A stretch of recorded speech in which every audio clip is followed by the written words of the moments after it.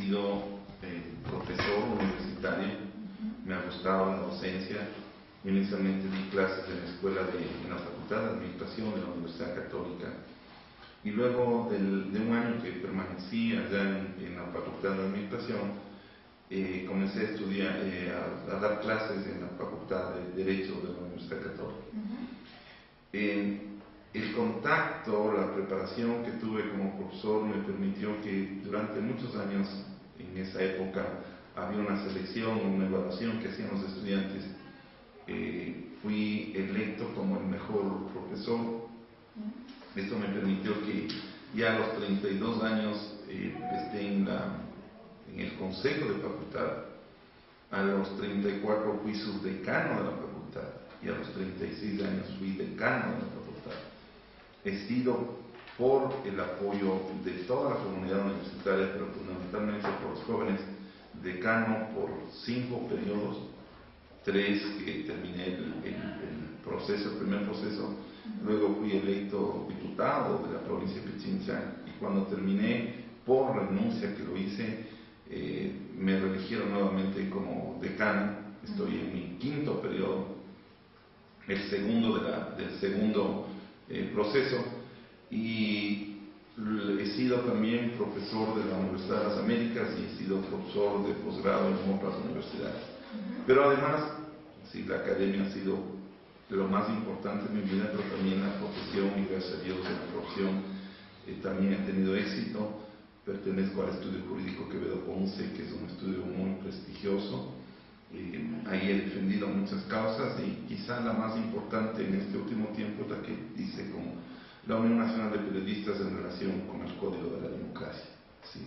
Mi vida está en la academia, con los jóvenes universitarios, profesor por más de 25 años, y además en el ejercicio profesional.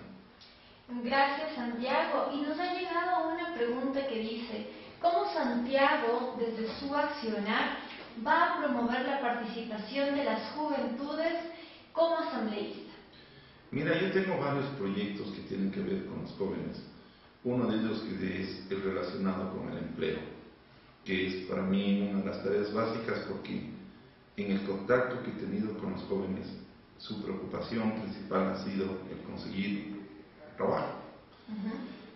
Tengo 2 puntos al respecto. El uno es, terminan la universidad o la escuela politécnica y me dicen: doctor, usted me conoce, yo soy un estudiante que me he sacrificado, que he estudiado, que he investigado. Cuando voy a una empresa me dicen: oye, ¿cuál es su experiencia? No tengo ninguna experiencia. Entonces me dicen, me dejan medio contento o media contenta, porque me dicen: oye, que has tenido una hoja de vida muy bonita, en verdad tienes muy buenas notas, pero en esta empresa se requiere la experiencia. Y eso es consecuencia de una ley de pasantías del sector empresarial que nunca ha funcionado. Las empresas no quieren contratar a jóvenes, no quieren verse involucrados con problemas de seguridad social, etcétera, etcétera. Entonces yo digo, algo creativo, y que no solamente debe interesarle a la oposición, sino al propio Ejecutivo, es crear todo un sistema de competencias laborales. Si tú das incentivos a las empresas para que contraten a jóvenes universitarios, vas a conseguir que ellos puedan ganar la experiencia que requieren. Por ejemplo, si tú les disminuyes un 1% del impuesto a la renta, 1.5%, porque recuerda tú que los jóvenes no solamente están en Quito, están en Guayaquil, están en la Amazonía, están en el Oriente. Entonces, si tú creas este tipo de incentivos, las compañías van a estar interesadas en contratar jóvenes, y eso va a generar que ellos puedan adquirir las experiencias, las destrezas, las habilidades, porque recuerda tú que en todos los empleos se requieren de ciertas habilidades, de ciertas destrezas, y eso se lo consigue únicamente en la práctica, porque uno puede tener una formación muy importante, pero además es necesario complementar con la práctica. Y el otro tema que va tomado de la mano con esta idea es que los mejores estudiantes tengan asegurado un puesto en la administración pública, es decir, ellos no estén preocupados en que van o no a conseguir un empleo, sino que dentro de esta misma ley se garantice que los mejores 4.000, 5.000 estudiantes de todas las universidades obtengan asegurado un puesto en la administración pública, lo cual se genera además una cosa muy interesante. Recuerda tú que la administración pública debe estar nutrida por gente probada, por gente de calidad. Y si un estudiante hace el sacrificio durante su carrera de obtener un título y de tener las mejores notas, entonces que vaya a la administración pública, y esto nos asegura que tengamos un servicio de calidad. Entonces, de esa manera también estamos premiando a quienes hacen un esfuerzo durante su etapa académica. Creo que estuvo súper bien respondida la pregunta, empezar desde el fondo, ¿no es cierto? Desde leyes que logren estos incentivos para las empresas, para las instituciones o organizaciones. Creo que queda clara la respuesta, Santiago. Y otras personas, otros jóvenes nos dicen, queremos conocer los proyectos que Santiago Guarderas tendría para trabajar con los y las jóvenes del país. Es decir, ya hemos hablado del empleo. ¿Qué otros proyectos ofreces a los jóvenes, Santiago? Bueno, mira, algo que es muy importante y que se ha venido haciendo de menos es la participación ciudadana. En el esquema de la Constitución, del modelo de Estado que nos vendieron en el año 2008, nos dijeron va a haber una participación ciudadana y van a tener los jóvenes la oportunidad de integrar, de ser parte de los distintos estamentos institucionales. Y esa participación se ha quedado en meras letra muerta, meras palabras. Por ejemplo, yo creo que deberíamos, así como se hace en las leyes, crear el que haya paridad de género. También debería involucrarse que los jóvenes deban ser parte. Por ejemplo, en las elecciones, si tú te fijas las listas, los estudiantes, la gente de 16, de 25 años, no son parte de las listas.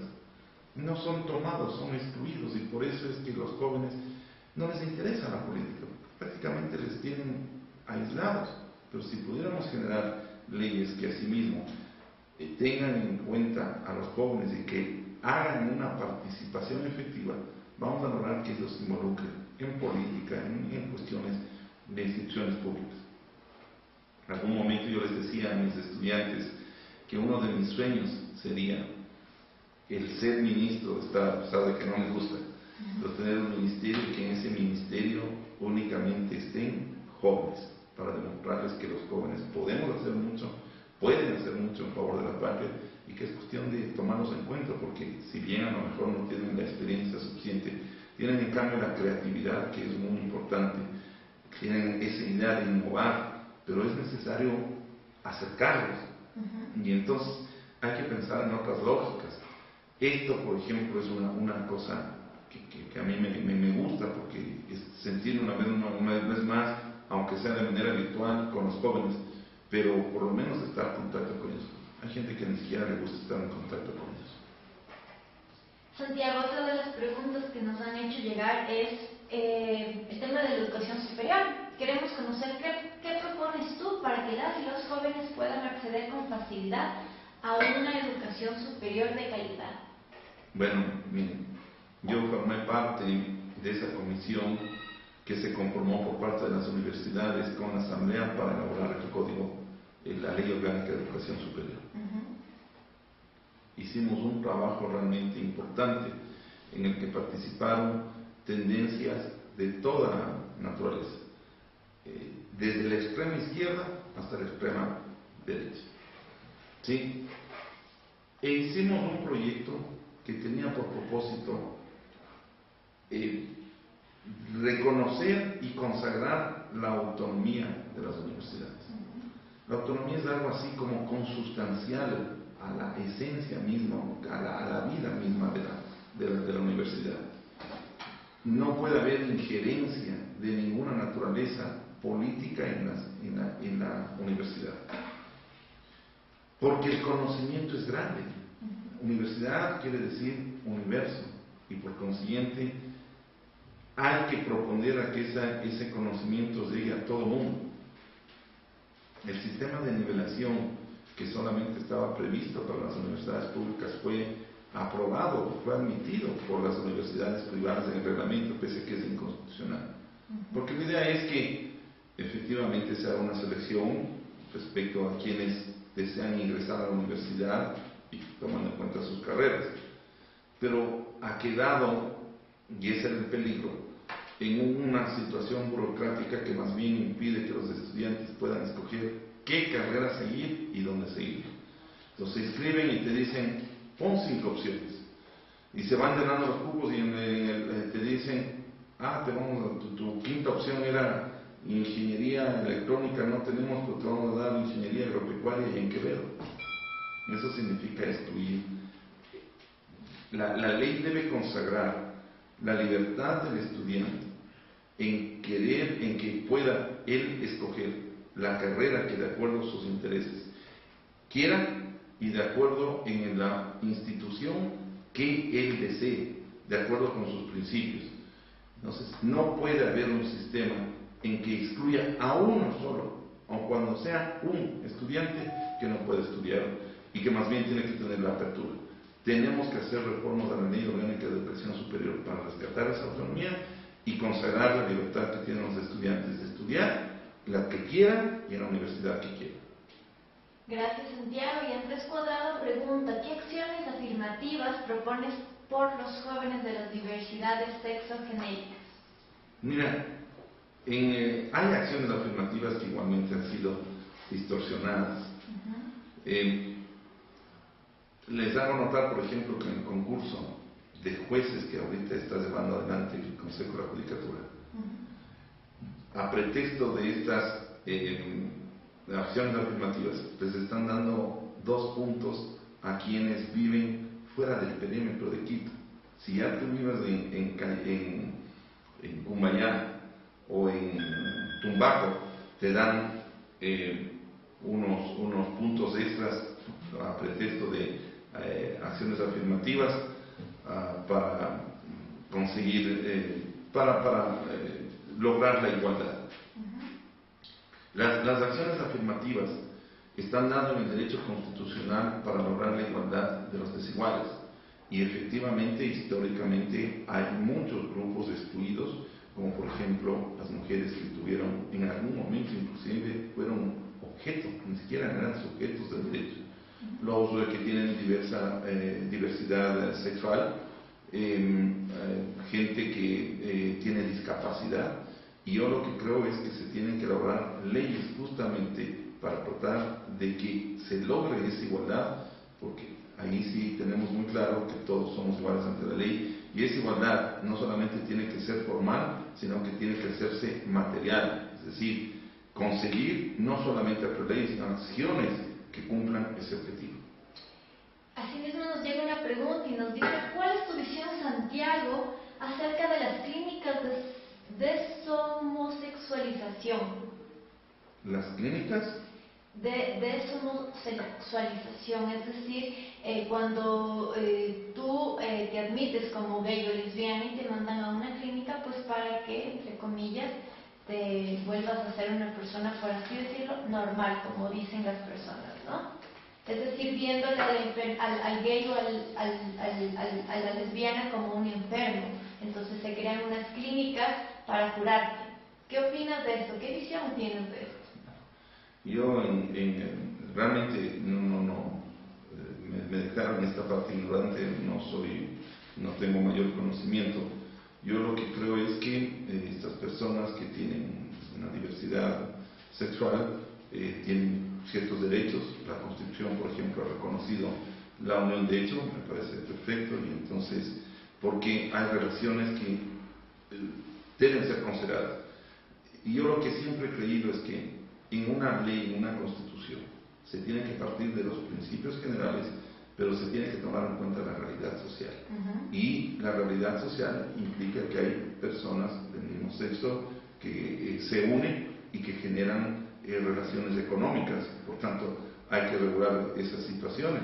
Entonces, el legislador lo que tiene que hacer es tomar esas realidades y traducirlas y complementarlas en normas jurídicas, ¿no? Gracias, Santiago. Estamos respondiendo a las preguntas de las y los jóvenes que nos siguen en la entrevista con el candidato a la Asamblea, Santiago Guardera. Les invitamos a que sigan haciendo sus preguntas. Y Diego López nos dice, ¿de qué manera se piensa evitar la saturación de estudiantes en ciertas carreras? Miren, y leo la siguiente, dice que hay carreras donde existe exceso de estudiantes y otros demasiado poco. Miren, es que esa es justamente la tarea que tiene que hacer el Estado, de promover una diversidad de carreras. Pero eso no significa que podemos limitar, porque yo reconozco, hay muchos abogados, y a lo mejor podría ser una decisión saludable que no haya abogados, pero eso implica limitar la libertad que tiene una persona de escoger. Si nosotros comenzamos a promover ciertas actividades, miren, ¿qué va a ocurrir cuando se acabe el petróleo? Entonces, si no promovemos incentivos para actividades productivas, vamos entonces a ver que muchos estudiantes probablemente quieren hacer carreras en ingeniería agropecuaria. El problema es, a veces, que también nos equivocamos, es que creer que el cartón nos da un mejor sueldo. O sea, hay muchos que yo quisiera preguntarles, ¿cuántos de ustedes efectivamente quieren estudiar administración? ¿Cuántas personas quieren obtener título por conocimientos y no por deseo simplemente de tener un sueldo mejor? Entonces, si diversificamos, tendremos la posibilidad de manejar el tema de las carreras. Otro tema que les quiero hacer notar, y que es una realidad: ya nadie quiere ser profesor, porque el profesor está mal pagado. Ustedes van a ver las facultades de ciencias de la educación y van a encontrar que tienen 4 o 5 estudiantes.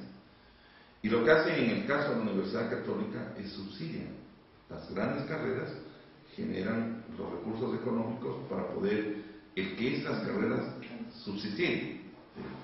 Lo que menos podemos hacer es, a pretexto de que tengamos una diversidad, el impedir que el hombre libremente pueda escoger la carrera que quiera seguir. Porque además, el número no significa que estamos excediendo, porque puede haber 10.000 abogados, pero de esos 4 o 5 son los buenos. Bueno, interesante. Otra de las preguntas de los jóvenes que nos han hecho llegar con anterioridad, y es una de las que también tenemos ahora, es ¿cuál es su posición frente al tema de la libertad de expresión en el país? Entre las temáticas de interés de los jóvenes es ¿qué elementos crees tú que debe contener la ley de comunicación para garantizar la libertad de expresión e información? Cuéntanos, Santiago. La libertad de expresión está en riesgo, lamentablemente. Y yo no quisiera referirme a los medios de comunicación y a los comunicadores, porque ustedes saben cuál es mi lucha con respecto a este tema y el Código de la Democracia, que gracias a Dios hemos tenido una muy buena producto de nuestra pujanza en este tema, éxitos en el Código, en la Corte Constitucional. Pero yo veo el peligro de los jóvenes.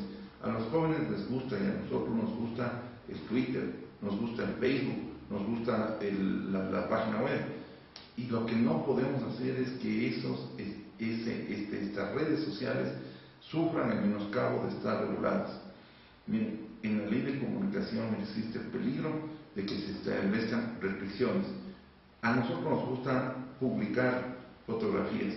¿Qué pasa cuando mañana quieran regular y nos quieran prohibir o quieran tomar esa foto para sacar en algún tema, violando el derecho de intimidad? Este es lo poco que queda para poder expresarnos libremente. Y claro, la expresión contra el funcionario público no es contra la persona, es contra el funcionario público. Esa es una de las cosas que hay que tener muy en claro. A veces los funcionarios públicos se equivocan impidiendo que un estudiante o un ciudadano o un joven pueda expresar sus ideas a través de Twitter. No es contra él como individuo, sino contra el funcionario público. Cuando yo digo, igual, yo siempre he dicho, el tema del decanato es un tema de responsabilidad.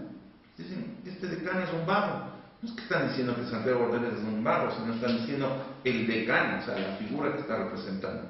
Y en eso hay que tener mucho cuidado y hay que dejar que todos los ciudadanos se expresen libremente, obviamente guardando los principios de honorabilidad, sí, pero eso no significa que se le pueda cortar de alguna manera la forma en que puede expresar y dar a conocer su pensamiento. Tú nos habías dicho, Santiago, que la libertad de expresión corre peligro y nos preguntan, ¿la libertad de expresión de los jóvenes o de los medios económicos? Yo no creo que se pueda confundir de todos. En medios económicos hablamos de una prensa libre. Yo cuando me refiero a la libertad de expresión, me refiero inclusive a los medios que están incautados.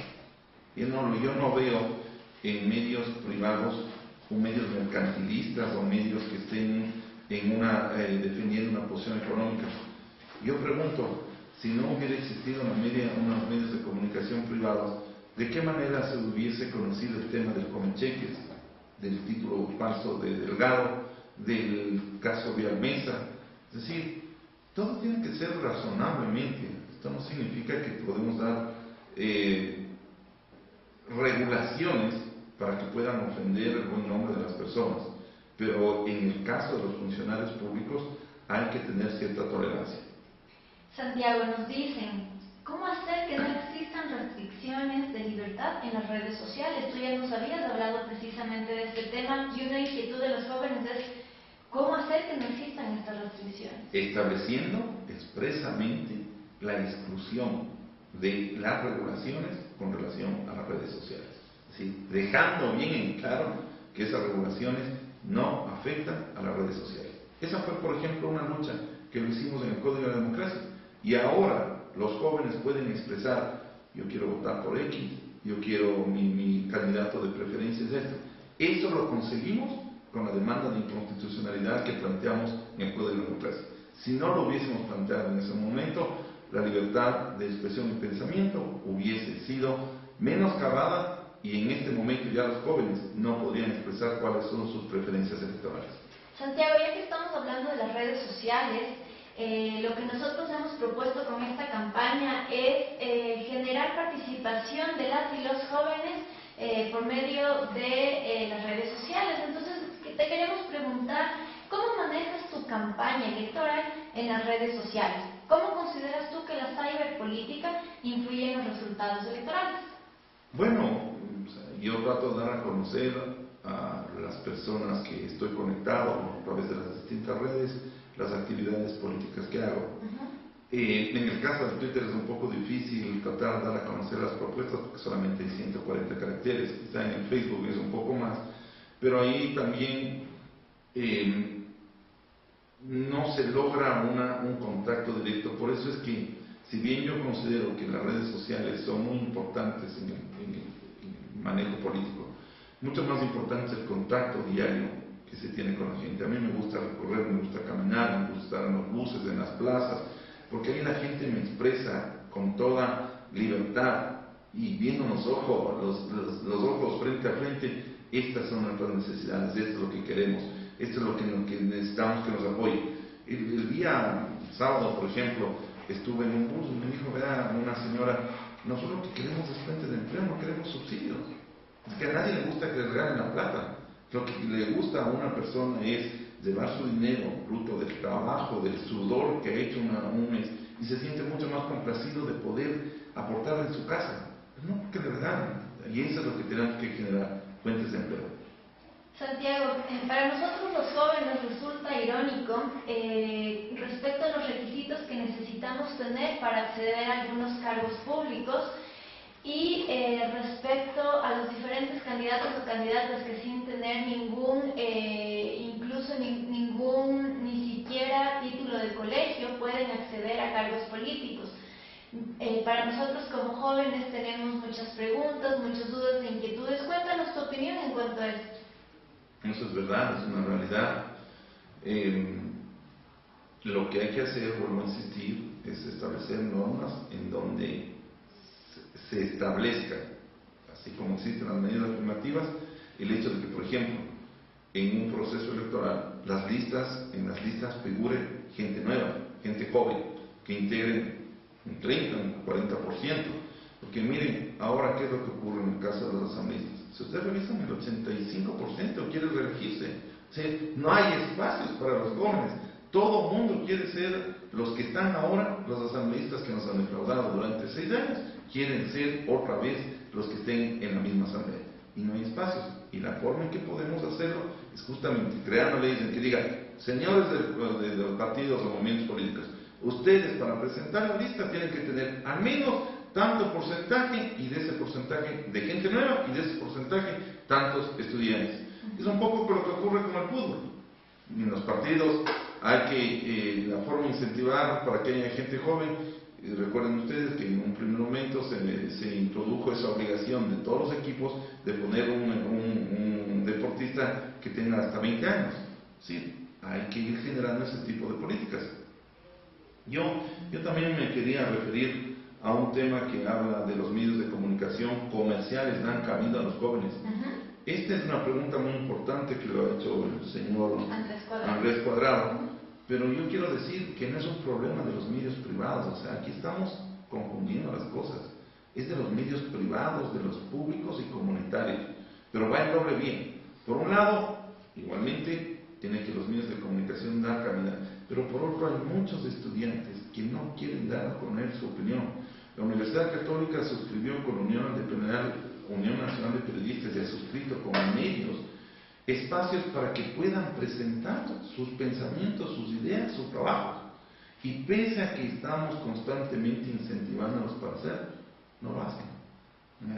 Va en doble vía, porque a lo mejor lo que más allá de establecer los medios de comunicación es una falta de compromiso, no sé si es el término apropiado, de los jóvenes de dar a conocer sus ideas, como que quedan, se abstraen de estos medios públicos, a lo mejor por temor de que puedan, sus ideas no están, temor de críticas, quiero decir. O no ser escuchadas. O no ser escuchadas. Y yo creo que así se empieza, o sea, la forma en que uno va ganando confianza y va pudiendo tener mayores elementos para transmitir de mejor manera las ideas, es un poco aventurarse y contar con un espacio. Yo vuelvo a insistir, en varios medios de comunicación he establecido como requisito para suscribir el convenio el que se den espacios a los jóvenes. Es circulado a través de las redes sociales para que ellos escriban, y a veces el resultado no es positivo. Santiago, queremos también conocer cómo tú empiezas tu vida política, ya que estás dándonos un mensaje de participación hacia los jóvenes. Cuéntanos cómo empiezas tú tu carrera política. Muchas gracias la pregunta, y es muy interesante lo que tú me dices. Prácticamente yo no he tenido una afición política, digamos, no he hecho un seguimiento político. Mi interés siempre ha sido la parte jurídica y la parte académica. Parece que mi padre me dio una vocación académica, porque mi interés de dar clases la tuve desde el colegio. Cuando yo estaba en los últimos años del bachillerato en el colegio Benalcázar, me propusieron ser profesor en la nocturna del Colegio García Moreno. Y yo lo hice con mucho agrado, con mucho sentimiento, que además no me pagaban nada, llegaba a mi casa a las 11 de la noche y era ya una vocación.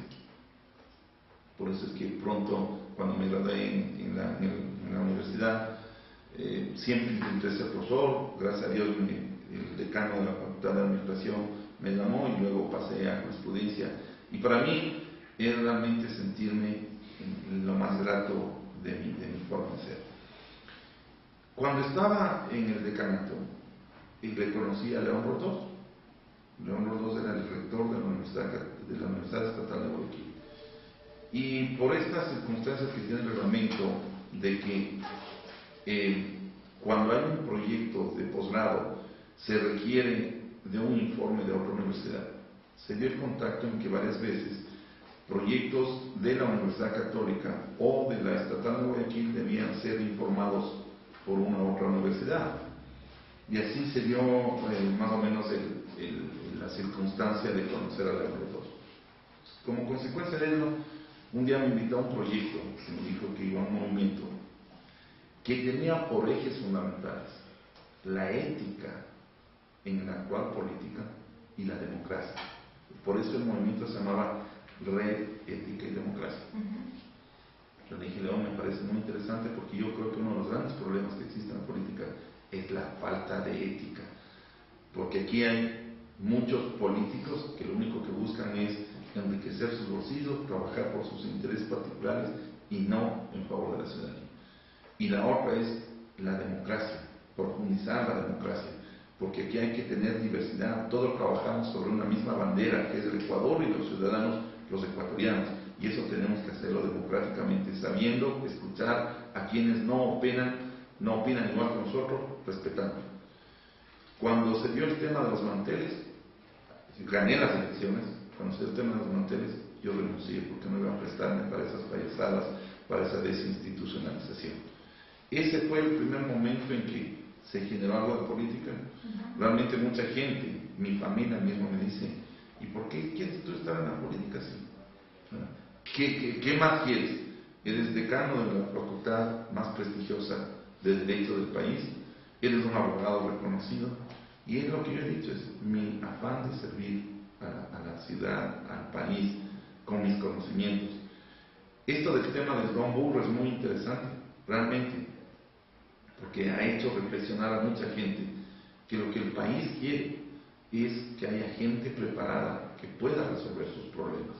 No quiere deportistas, no quiere artistas, no quiere gente de farándula en la asamblea, quiere ser representada dignamente por gente honesta, por gente preparada que pueda trabajar en beneficio de todos. Lamentablemente, como ha sido llamada la asamblea, se les ve a todos los políticos. Lo único que quieren es robar, lo único que quieren es trabajar para sus intereses personales. Y eso es lo que hay que cambiar. En eso debemos contribuir todos. Y a veces dejar una posición cómoda que uno puede tener en su trabajo, en su profesión, y meterse en ello, que yo sé que es muy difícil, pero para tratar de cumplir con los objetivos que tenemos todos los ecuatorianos. Santiago, vamos ya culminando con esta entrevista y quiero unir dos preguntas. Andrés Cuadrado nos dice, Santiago, usted como profesor, ¿cree que los jóvenes somos parte de la democracia? ¿Cómo lo promueve? Pamela Villacris nos dice, ¿cómo lograr el interés de los y las jóvenes sobre el quehacer político? Pero por supuesto que los jóvenes somos parte de la democracia, todos somos parte de la democracia, todos somos ciudadanos y todos debemos contribuir. Yo en mis aulas todos los días a los jóvenes, con el análisis de las leyes, les hago ver que es necesario reformas o derogaciones o la creación de leyes en las cuales se profundiza la democracia. Miren, para darles un ejemplo, hoy estamos hablando de independencia judicial y les decía a los jóvenes, más allá de las leyes y más allá de lo que podamos discutir de este gobierno, yo quisiera que ustedes me digan ¿qué harían para lograr una independencia judicial? No nos centremos en el gobierno, ¿qué es lo que sí? Y comienzan los jóvenes a decir, miren, tenemos que dar estabilidad a los funcionarios públicos, tenemos que premiar a través de evaluaciones objetivas. Eso es comenzar a construir democracia porque comienzan a darse cuenta que los problemas las podemos solucionar nosotros mismos, contribuyendo. Y yo les hacía en este mismo día hincapié de que, y ellos me daban razón, que muchas veces desde las aulas es lo que estamos provocando estas distorsiones que se dan en el gobierno, perdón, en la asamblea, o en las distorsiones de la función judicial, porque miren, hay abogados que a pesar de que saben que la gente incumplió el contrato o cometió una infracción, le dicen, no se preocupen, yo voy a solucionar, y comienzan a ver medidas alternativas de cómo coimarle, y nos damos cuenta que también desde las aulas se comienza con la corrupción, y eso es lo que hay que atacar. Entonces, ¿cómo incentivarlos? Justamente a que generen debates, conversaciones. La mejor forma que puede un joven entrar en política es siendo parte del tema. ¿Sí? si yo nunca voy a interesarme, sino que creo que la política está allá, no va a haber ese cambio. Yo les digo, involúcrese, falta involucramiento, falta que todos seamos parte de los problemas y encontremos soluciones. Y naturalmente, dentro de esa búsqueda, hay que ir a los movimientos, a los partidos, a enterarse, y también hay que leer. La vida es una lectura constante en donde uno va a promover mejores ideas si es que está mejor preparado. Vamos a responder una última pregunta y nos dicen, ¿los medios digitales como motores de participación juvenil apoyan su promoción? Ya habíamos hablado un poco de cómo tú manejas en redes sociales y en los medios digitales tu campaña. Cuéntanos, ¿tú ves como una opción? Sí, es una opción, definitivamente. Mira, lamentablemente a mí me gustaría tener el tiempo suficiente para estar en Twitter, para estar en Facebook, y no es posible. Me gustaría dar mucho más de mi tiempo para poder estar en esta interacción. Yo considero que, vuelvo a reinsistir, es importante, pero también me gusta la otra cara de la medalla, que es estar en las calles, porque ahí me topo frente a frente con ellos, y ahí les puedo exponer y les puedo explicar mi posición, y naturalmente el tiempo y el espacio nos permite una interacción mucho más firme, más clara y más transparente. Porque lo que yo siempre he dicho, el Twitter y el Facebook tienen una cosa que puede ser una dificultad. Tú puedes escribir bonito, pero la gente no está contigo, y una cosa es poner palabras que a lo mejor quieren que el que te recibe lo escucha o lo sienta bien, pero muy distinto es estar en contacto con él frente a frente, cara a cara, en el que puedes ver incluso tus gestos, puedes ver si efectivamente te está diciendo la verdad o no te lo está diciendo. Santiago, para culminar ya esta entrevista tenemos más preguntas, pero debido al tiempo nos toca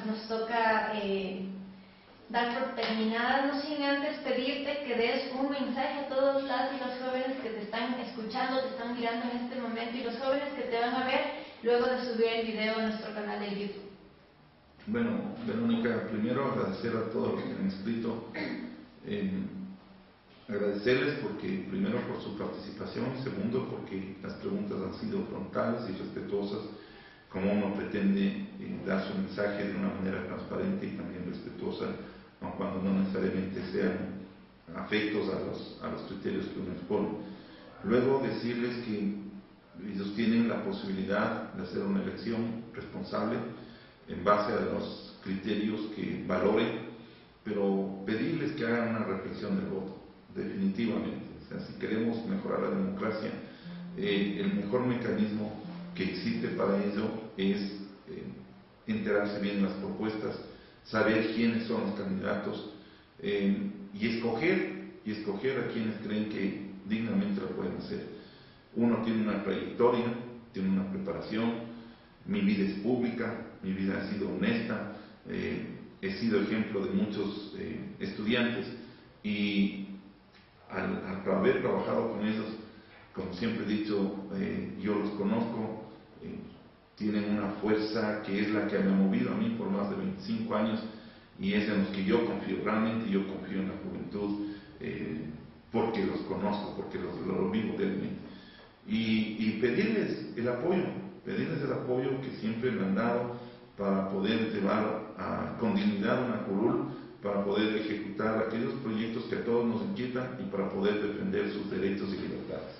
Santiago, agradecerte por habernos acompañado en esta entrevista vía Twitter.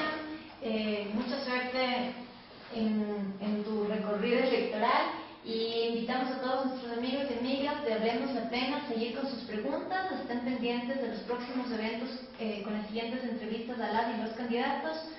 Gracias.